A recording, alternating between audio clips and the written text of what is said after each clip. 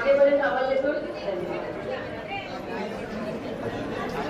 सौभाग्यवती कांचणी ऋतुजा आणि चिरंजीव संकेत यांच्या लग्नाची तयारी आजच्या दिवसापासून म्हणजे आजच्या या साखरपुड्याच्या कार्यक्रमामध्ये गायकवाड आणि लवांडे परिवाराच्या वतीने निवेदिता या नात्याने मी सौभाग्यवतीच्या जितेंद्र जोशी तुम्हा सगळ्यांचं मनपूर्वक हार्दिक स्वागत करते.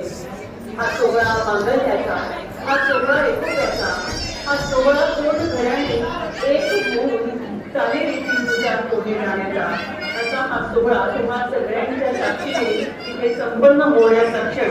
या क्षणाची सुरुवात आपण गणेशाच्या वंदनेने करूया.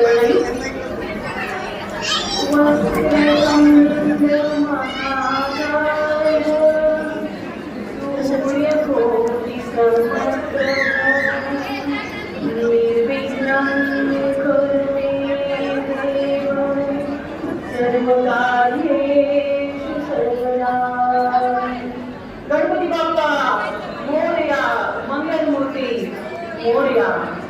या गणेशाच्या वंदने बरोबरच आपल्या सगळ्या मायमाऊली इथे स्टेजवर उपस्थित झालेले आहेत, विवाह वेदीवर उपस्थित आहेत. यांच्या स्वागतासाठी एक स्त्रीचं रूप, एक मांगल्याचं रूप, एक अन्नपूर्णेचं रूप घेऊन येणारी ही वधू, संकेतच्या आयुष्यात येणारी तिच्या स्वागतासाठी आपण देवी स्तोत्र देखील घेऊया.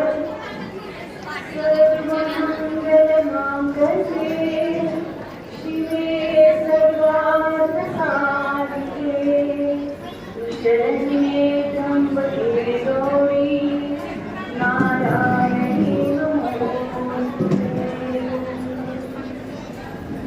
विश्वादेवी ज्ञानेश्वरी तुकोबांनी केला संसार पंढरी. छत्रपती शिवरायांनी जोडला महाराष्ट्रात स्वराज्याचा झेंडा आणि याच महाराष्ट्र भूमीमध्ये इथे पडला आहे प्रेमाचा वेढा.